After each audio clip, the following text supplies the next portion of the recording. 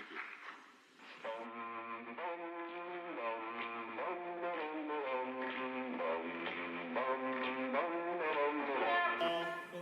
Makes the world go round. Snap, what a happy sound. Snap is the happiest sound I found. But snap makes the world go round. Snap makes the world go round. Well, I say it's crackle, the crispy sound. You gotta have crackle or the clock's not wound. Snap, crackle makes the world go round. I insist that pop's the sound. The best is missing, there's pops around. Pop makes the world go round. Pop makes the world go round. Pop makes the world go round. And now, introducing your host with the most, Mr. Greg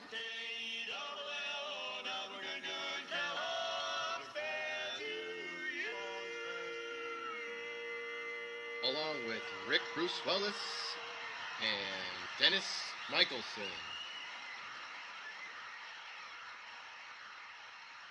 Now, let's get to the show.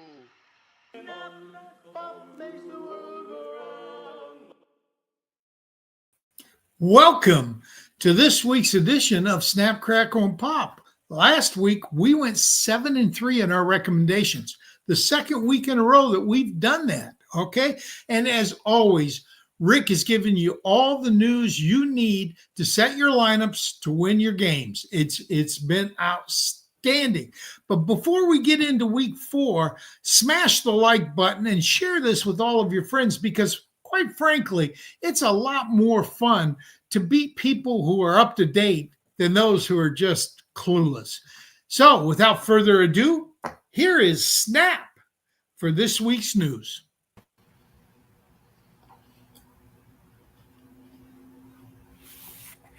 Hi, everyone. And before we get into the injury news, there was one piece of important NFL news that I thought I'd briefly mention.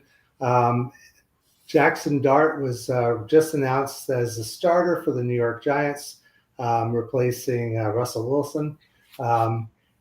Dart's not only a high draft pick, but he also has a much stronger arm, and hopefully that will show some boost to Malik Neighbors. Might possibly retard some of the use of guys like Wan'Dale Robinson that were getting a lot of targets from Russell Wilson. But let's go into the injury report, and there were a couple of really brutal injuries. James Conner, the Arizona Cardinal running back, had a severe ankle injury that's going to require surgery, and he is out for the season. That brings up second-year running back Trey Benson, who will be the new Cardinals RB1. He is the priority addition. If he is available, and it's I've heard anything between 50% of leagues still available. He's not available in any of my leagues. So, but do give a look just in case. Imari DiMarcardo and Bam Knight will be backing up Benson. DiMarcardo's more of a receiving back, so he might be worth, but only in the deepest of leagues. The other significant injury on the running back side was Najee Harris, the Los Angeles Chargers. He has an Achilles injury. He's out for the season. Rookie Omarion Hampton is going to be the bell cow in Los Angeles. His backups include Hassan Haskins and last year's draftee Kamani Vidal. Haskins has got had some success, but I think that Kamani Vidal might actually be the more interesting of the two backups. So keep an eye on him, and if available, go ahead and grab him. Tyrone Tracy with the New York Giants. He had a dislocated shoulder, and that's going to keep him out for at least 2 to 4 weeks.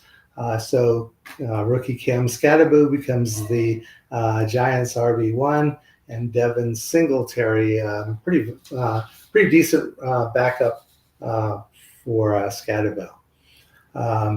Now moving to wide receivers, CeeDee Lamb, the Dallas Cowboys star wide receiver, sustained a high ankle sprain. Typically, high ankle sprains are out for 3 to 4 weeks, but Lamb said he's got the lowest high ankle sprain, and he believes he might actually be able to play this week. So keep an eye on the injury reports. Impact of that, of course, George Pickens becomes the Cowboys' wide receiver 1, and Kevontae Turpin should get a significant boost in value. Speedy wide receiver who also did a lot of kick returns last year. Also look to Jake Ferguson, the tight end there, who should also get a boost. And in deep leagues, look for Jalen Tolbert, who would be a deep league dart throw. Juwan Jennings, the 49er wide receiver, is out for week 3 with shoulder and ankle injuries.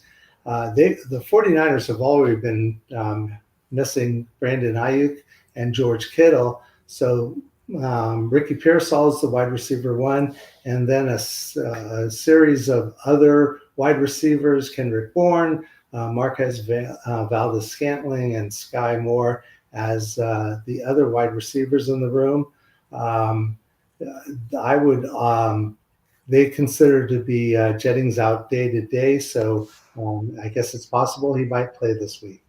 Mike Evans for the Tampa Bay Buccaneers suffered a low-grade hamstring pull, and he should be out for 2 to 3 weeks. The Bucs are already without Chris Godwin, Jalen McMillan, and Jaden Smith, so look for even more focus on rookie Emeka Egbuka, and Tez Johnson, Ryan Miller, and Cameron Johnson might be available in the deep leagues if you're looking for help. Terry McLaurin, the Washington Commanders wide receiver, injured his quad. He left the game, didn't return. No clue whether he'll be out for the next game. So again, keep an eye on the practice reports. A couple of other minor wide receivers, Alec Pierce had a concussion.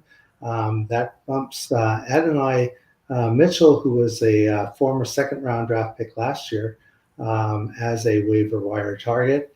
And Diami Brown with the Jacksonville Jaguars had a shoulder injury, and so Parker Washington might be a good waiver wire target. We get to tight ends, and Colston Loveland, the Chicago Bears tight end, has an injured hip but is not considered serious and is expected to have a chance to play next week again, or this week 4 versus the Raiders. Loveland had been starting to play better and was expected to have an even greater impact as the season progressed. But now look for fellow rookie Luther Burden III, who popped with a 101 yard and touchdown game last week. Michael Mayer, the Las Vegas Raiders tight end, had a concussion, and so he enters the protocol. His status for week 4 is in question. And JT Sanders, the Carolina Panthers tight end, had a high ankle sprain and is expected to be out for a couple of weeks. His backups are Tommy Tremble and Mitchell Evans, but neither are expected to have much, if any, impact. So again, only in the deepest leagues would you consider Tommy Tremble. A couple IDP injuries. Nick Bosa, the San Francisco defensive end, suffered a torn ACL, and he's out for the season. And a couple of offensive line injuries. Lane Johnson had a offensive tackle for the Eagles, left the game with a neck injury, but he should be able to play this coming week. And there's a offensive tackle for the Cleveland Browns, DeJuan Jones. He's out with the season-ending knee injury. So a lot of news, but hopefully this helps you get ready for this week's game. So now I'm going to hand over to Crackle to take over.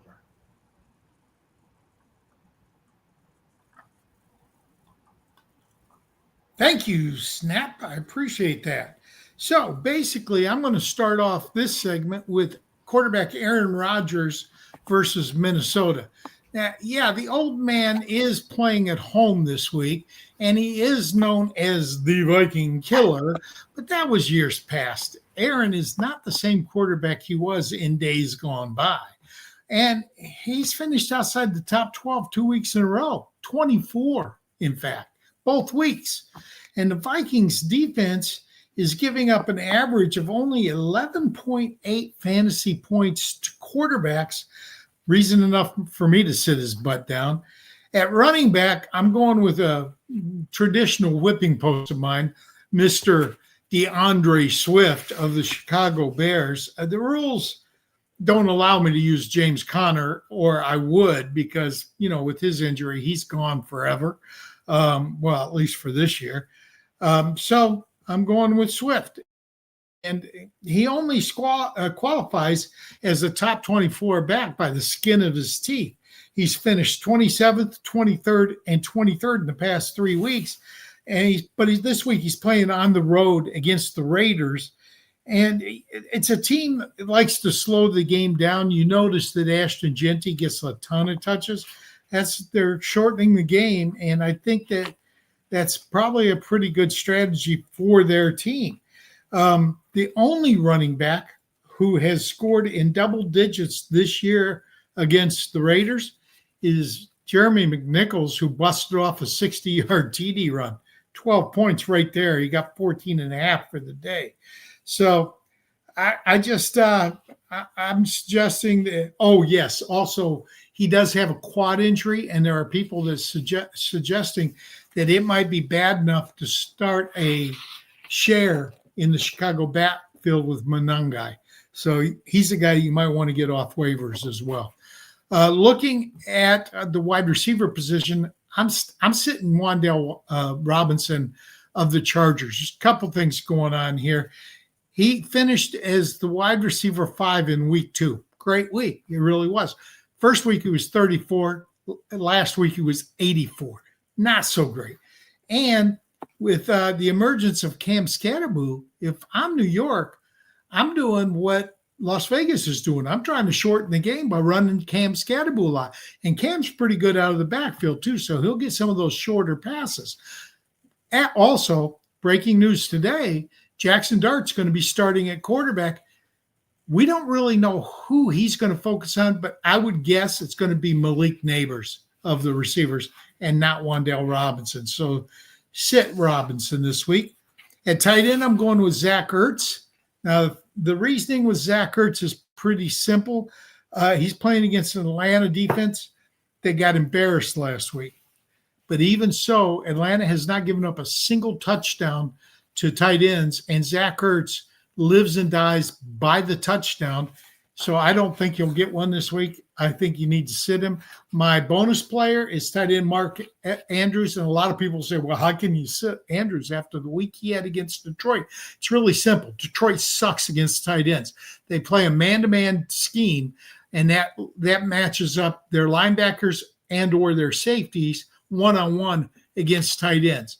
Tight ends have scored 9.5, 14.5, and 27.1 points against the Lions.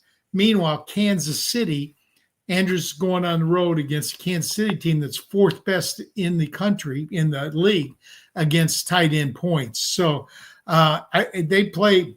Steve Spagnuolo has signed. He's got a hybrid defense that splits the field in half using zone concepts. That's harder for a tight end. So that's it for my Crackle segment. What do we have from Pop? Thank you very much, Greg. Looking for another good week is what we're hoping for here on the old Pop channel. And I'm going to take a little bit of a reach here at quarterback. And I only say a reach because I'm not 100% sure if this guy is going to be 100% healthy this week. But I'm expecting to get Justin Fields back from concussion protocol and into the starting lineup. He was the QB3 in his one and only start this year. And Miami has been yielding 26.3 points per game to their opposing quarterbacks. I expect a very, very, very leaky Dolphins defense, and I expect a rather high-scoring game there between the Jets, who will be very happy to have Fields back. They look like a whole different team without him the last week and a half. At running back, well, I usually don't like to go at guys that are going at a good or great front seven, but I'm going to make an exception here because I'm going to lean into the volume. Seeing Jerome Ford not get any carries and Dylan Sampson being sent just to view the game last week has me quite convinced that Judkins is going to get the volume he needs to tough out a decent game. He had 16 points last week against the tough defense in the Green Bay Packers. It's a short week for the Detroit Lions, so I'm hoping that gives a little bit of an edge to my running back, Judkins, just based on pure volume play. My wide receiver, I'm going back to Justin Jefferson this week. I can't believe this guy is off to the start that he's been, but now he's got some veteran quarterback play in Carson Wentz, who wasn't great, but he wasn't bad last week. And he's expecting to get Addison back as his running mate at wide receiver, back from suspension. And if that happens, that helps a lot because it keeps teams from just trying to shut Justin Jefferson down. And Pittsburgh's yielded 32.7 points per game to the opposing wide receivers here in the first 3 weeks. So that Pittsburgh defense can be had. And Justin Jefferson's just too great of a wide receiver to keep a great man down for more than 3 weeks. At the tight end position, I'm going to take a little bit of a reach here, but I've got an angle on this one. Last week, we saw injuries pretty much decimate the veteran tight ends that the Chargers like to use. And Aronde Gadsden, the rookie, got a chance, and well, he made it pay off with 9 points per game. Not a lot, I agree, but that was his first full game in the NFL. There are a lot of mouths to feed on that Chargers offense when it comes to that passing game, but the New York Giants have been yielding 13.7 points per game to opposing tight ends. And as far as my bonus player, I'm going to lean back into a good situation for volume without James Conner. Good old reliable. Sad to see James go down, but thankfully my draft strategy was to have lots of Trey Benson in reserve, and Seattle has yielded 23.1 points per game. So that should be a healthy scoring day for Trey Benson, his first time out as the lead running back for the Arizona Cardinals. And that's it from Pop. Back to you, Greg. Well, that's our show for this week. I want to thank everybody for tuning in and remind you, tune in every week, share it with your friends and competitors. But while you're at it, run over to the YouTube channel, look up the Sports Affiliation, and give them a subscribe so you don't miss any of the fine content that we're producing for you.